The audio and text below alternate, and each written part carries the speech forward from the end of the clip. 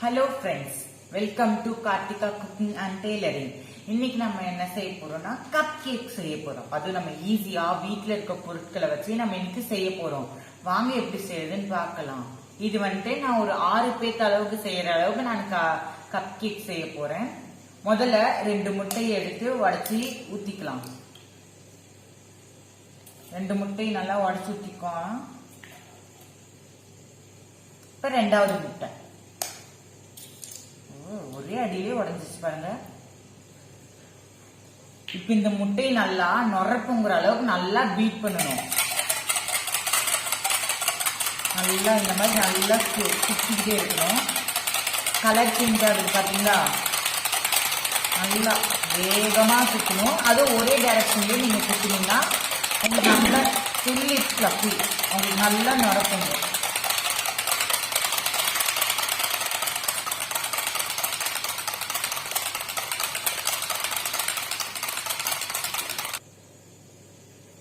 இப்ப வந்துட்டு நம்ம நல்லா முட்டை பொங்கி வந்துருச்சு. இதுல வந்துட்டு நம்ம கொஞ்சம் கொஞ்சமா சர்க்கரை ஆட் பண்ணிக்குவோம். கொஞ்சமா சர்க்கரை ஆட் பண்ணி நல்லா மிக்ஸ் பண்ணும். உங்ககிட்ட பவுடர் சுகரா இருந்தா கூட நீங்க ஈஸியா போட்டீங்கன்னா கூட உங்களுக்கு நல்லாவே மிக்ஸ் ஆகிடும். நம்ம செய்யும் போதெல்லாம் இதுவே பவுடர் சுகராகவே தான் போடுவோம். ஆனா எனக்கு அவ்வளோக்கும் ஸ்வீட் பத்தல எங்க வீட்டுல யாருக்கும். நீங்க இந்த மாதிரி போட்டீங்கன்னா உங்களுக்கு நல்லா ஸ்வீட்னஸ் தெரியும். நான் கடைசியா ஒரு 4-5 டைம் செய்யும் போது தெரிஞ்சிச்சு. நீங்க எவ்வளவு அளவுக்கு மைதா மாவு எடுக்கிறீங்களோ அவ்வளோ அளவுக்கு அதை விட கொஞ்சம் அதிகமா நீங்க சர்க்கரை எடுக்கணும். இப்ப வந்துட்டு நான் ஏதோ 2வது டைம் போட்டுறேன்.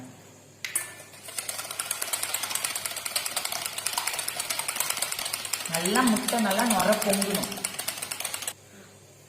இப்ப நம்ம 2வது கப் சுகரையும் கொஞ்சமா போடலாம். இங்க பாருங்க, நம்ம எனக்கு கலர் சேஞ்ச் ஆகி ஒயிட் கலர்ல வந்துருக்குது. இந்த கன்சிஸ்டன்சிக்கு உங்களுக்கு வந்துடணும். நல்லா நீங்க கைவிடாம பீட் பண்ணணும். இல்லைன்னா இந்த மாதிரி சுத்திக்கிட்டு கூட இருக்கலாம். இந்த மாதிரி சுத்திக்கினா கூட உங்களுக்கு ஈஸியா இதாகும். ஆனா கைவிடாம பீட் பண்றதே கொஞ்சம் பெஸ்ட் ஆப்ஷன் நான் நினைக்கிறேன். உங்ககிட்ட இதை விட கொஞ்சம் பெரிய பவுல், எலக்ட்ரிக் பீட்டர் இந்த மாதிரி எதுவும் இருந்துச்சுன்னா நீங்க போட்டுக்கலாம். சீக்கிரம் பண்ணிடலாம் அதை வச்சிருந்தீங்கன்னா. இப்ப வந்துட்டு 3வது கப் சர்க்கரையை கொஞ்சம் கொஞ்சமா ஆட் பண்ணிக்கலாம். நீங்க உங்க பக்கத்தால யாரோ பிரதர்ஸ் அண்ட் சிஸ்டர்ஸ், கசின் இந்த மாதிரி இருந்தாங்கன்னா அவங்கள நீங்க விட்டு இது பீட் பண்ண விட்டுருங்க. உங்களுக்கு ஓவரா கை வலிச்சுச்சுன்னா. நல்லா இங்க பாருங்க, இந்த கன்சிஸ்டன்சிக்கு எனக்கு வந்துருச்சு. இந்த கன்சிஸ்டன்சி வரப்ப கொஞ்சம் டிராப் ஆஃப் வெனிலா எக்ஸ்ட்ராக்ட் கொஞ்சமா ஊத்திடணும். அது ஊத்தினீங்கன்னா உங்களுக்கு முட்டை வாசனையும் அவ்வளவு சீக்கிரம் அடிக்கவே அடிக்காது. வாசனை நல்லா அடிக்கிறேன்.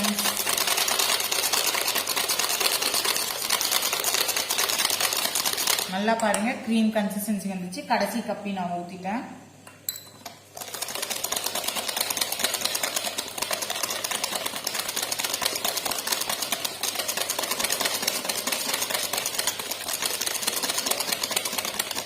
இங்க பாருங்க, நல்லா அது ஒவ்வொரு ஃபோல்டுக்கு வந்துருச்சு.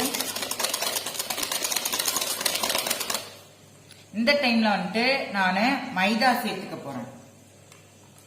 இப்படி வச்சு மைதா ஒரு 2.25 கப்,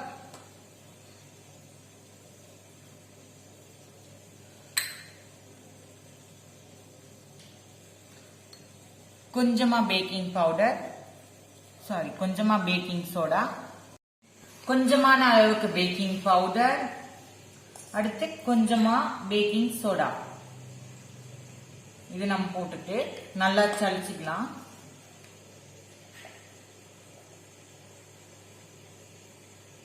நல்லா நீங்க ஜலிச்சுக்கணும். அப்பதான் இந்த மைதால இருக்கக்கூடிய தூசி இந்த மாதிரி இருந்தா. உங்ககிட்ட எக்ஸ்ட்ராவா கொக்கோ பவுடர் இருந்துச்சுன்னா நீங்க கொக்கோ பவுடர் ஆட் பண்ணிக்கலாம். கைவிடாம இது கலக்கணும். ஒரே சைட், அதாவது கட் அண்ட் ஃபோல்டு மெத்தட்ல நீங்க பீட் பண்ணுங்க.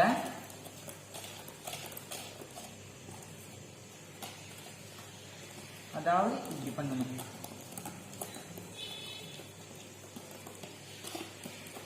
இந்த மாதிரி வரணும் அழகா.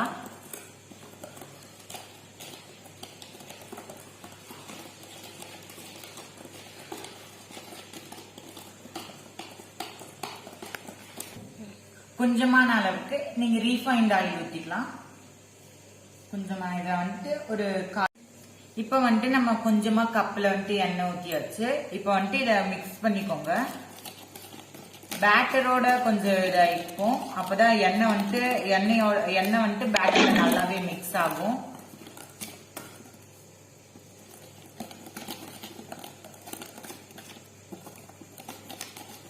நல்லாவே மிக்ஸ் பண்ணிக்கோங்க. நல்லா பாருங்க இந்த பதத்துக்கு வந்திருக்குது. எப்படி ஒரு கிரீம் கன்சிஸ்டன்சிக்கு வந்திருக்குன்னு பாருங்க.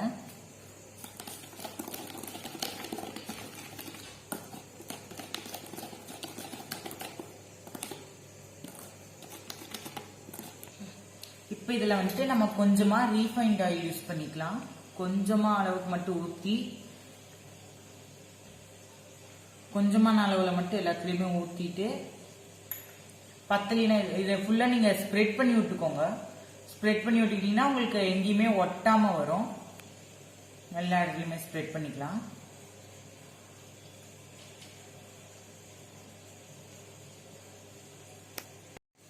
இப்ப நம்ம எல்லாத்துலயும் எண்ணெய் தொடங்கியாச்சு ஃப்ரெண்ட்ஸ். இதுல வந்துட்டு நம்ம ஒரு சின்ன கரண்டியை வச்சு கொஞ்சம் கொஞ்சமா ஊத்திப்போம் பேட்டரை. இதுல வந்துட்டு கால்வாசி, அதாவது அரைவாசி மட்டும் இருந்தா போதும். அதாவது இவ்வளவு மட்டும்.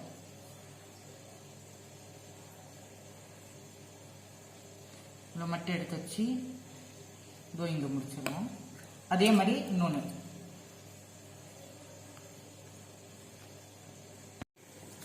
பாருங்க ஃப்ரெண்ட்ஸ், இப்ப நம்ம எல்லாம் கப்ல ஊத்தியாச்சு. இப்ப எல்லாம் கொஞ்சம் கொஞ்சமா எடுத்து டேப் பண்ணிக்கலாம். 1 2 3 4 5.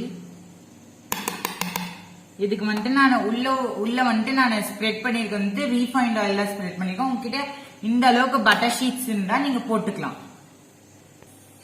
இப்ப பாருங்க, நம்ம வந்துட்டு தண்ணி வந்துட்டு ஒரு 10 நிமிஷம் இதை பண்ணி விட்டாச்சு. ப்ரீ ஹீட் பண்ணியாச்சு. இட்லி குண்டால இதை ஒரு பிளேட் வச்சுப்போம். ஒரு இந்த மாதிரி ஒரு பிளேட் இது மேல வச்சிருங்க. இப்ப வந்துட்டு பாருங்க, நம்ம பிளேட்ஸ் எல்லாம் வச்சாச்சு. ஒரு 1 2 கொஞ்சம் நகர்த்தி, இன்னும் கொஞ்சம் ஒன்று வச்சா 3. நம்ம கிட்ட வந்துட்டு 6 இருக்குதா, அதனால நம்ம வந்து 2 பேட்சா வச்சுக்கலாம்.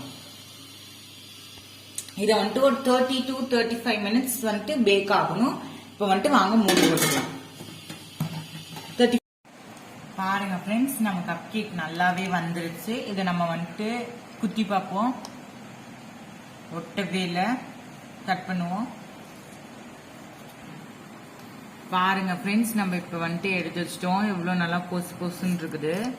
இது கூட நம்ம வந்துட்டு கொஞ்சமா நாட்டு சர்க்கரையை வந்துட்டு மேல இப்படி லைட்டா தூவி விட்டுப்போம். மேல லைட்டா இப்படி தூவி விட்டோம்னா பாருங்க, உங்ககிட்ட வந்துட்டு ருசியான கப் கேக் ரெடி. இங்க பாருங்க, நான் கொஞ்சம் அறுத்து கூட காமிக்கிறேன். நல்லா நல்லா ஈஸியா போகுது. இங்க பாருங்க, உள்ள எல்லாம் நல்லா பஞ்சு மாதிரி இருக்கு. நல்லா பஞ்சு மாதிரி இருக்குது. நம்ம சேனல் வீடியோ பிடிச்சிருந்தா லைக் பண்ணுங்க, ஷேர் பண்ணுங்க, சப்ஸ்கிரைப் பண்ணுங்க. ஓகே, டாடா, பாய்.